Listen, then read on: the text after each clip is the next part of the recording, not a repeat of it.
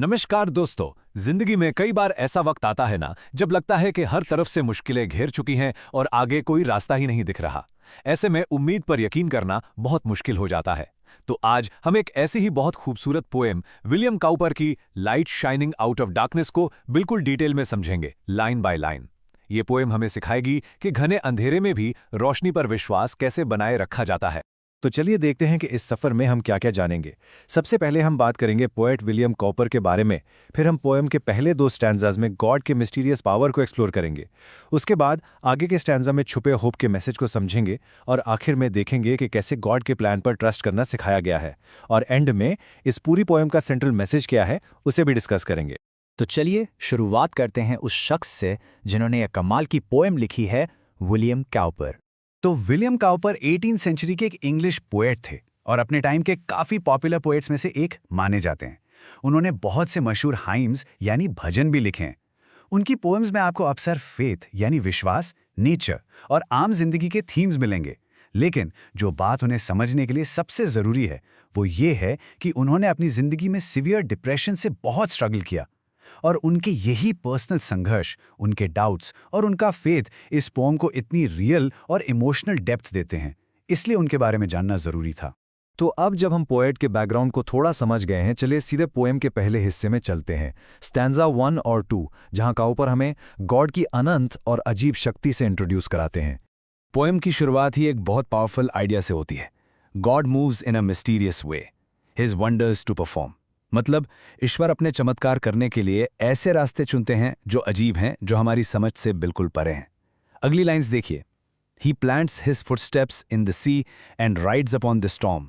सोचकर देखिए, वो इतने पावरफुल हैं कि समुंदर में भी उनके कदमों के निशान हैं और वो तूफान पर सवारी करते हैं। इसका सीधा मतलब यह है कि नेचर की सबसे डिस्ट्रक्टिव फोर्सेस भी उनके ही कंट्रोल में हैं। अब आते हैं दूसरे स्टैंजा पर। यहाँ अनफैथमेबल माइंड्स यानी अथाह खदानों का एक ब्रिलियंट मेटाफोर यूज किया गया है। कहा जा रहा है कि ईश्वर के जो ब्राइट डिजाइन्स हैं यानी उनके खूबसूरत प्लान्स, वो एक ऐसी गहरी खदान में छुपे खजाने जैसे हैं जहां हम इंसान कभी पहुंच ही नहीं सकते। और ये सारे प्लान्स उनकी नेवर फेलिंग स्किल से बने हैं, मतलब उनकी काबिलियत में कभी कोई कमी नहीं आती। तो इन शब्दों को थोड़ा और आसान भाषा में समझें। अनफैथमेबल माइंड्स का मतलब है ऐसी गहरी अनजान जगह जहां इंसानी समझ जा ही नहीं सकती। नेवर फेलिंग स्किल का मतलब है परफेक्ट एबिलिटी, ऐसी काबिलियत जो कभी फेल ना हो। ब्राइट डिजाइन्स मतलब उनके इंटेलिजेंट और सुंदर प्लान्स। और सॉवरेन विल का मतलब है उनकी अल्टीमेट अथॉरिटी, उनका फैसला आखिरी है जिसे कोई चैलेंज नहीं कर सकता। तो अब तक हमने गॉड की पावर की बात की, लेकिन अब पोएम का टोन बदलता है। यहाँ से काउपर सीधे उन लोगों से बात करते हैं जो डरे हुए हैं, जो परेशान हैं, उन्हें दिलासा देते हैं। और सच कहूं तो यही इस पोएम का दिल है। ये स्टांजा सीधा उन लोगों को एड्रेस करता है जो विश्वास तो करते हैं पर डरते भी हैं। ये fearful saints fresh courage take. Poet कह रहे हैं, अरे हिम्मत रखो, जिन बादलों से तुम इतना डर रहे हो, the clouds E so much dread, ये बादल शायद मुश्किलों का सिंबल हैं, लेकिन वो कहते हैं कि ये बादल डरावने नहीं हैं, ये तो बिग विथ मर्सी हैं, यानी रहम से भरे हुए हैं और जल्द ही तुम्हारे सर पर आशीर्वाद बनकर बरसे। और अब आती हैं इस पोएम की शायद सबसे पावरफुल लाइंस। यहाँ काउपर हमें एक बहुत गहरी सलाह दे रहे हैं। वो कहते हैं कि हम गॉड को अपनी कमज़ोर लिमिटेड समझ से जज ना करें, बल्कि उनकी कृपा पर, उनके ग्रेस पर भरोसा करें। चलिए इसका असली मतलब समझते हैं अगले स्लाइड में। ये कंपैरिजन देखिए, इससे पूरा मतलब क्लियर हो जाएगा। एक तरफ है जज बाय फीबल सेंस, हमारी कमज़ोर समझ हमें सिर्फ अ फ्राउनिंग प्रोविडेंस दिखाती है, यानी मुश्किल हालात।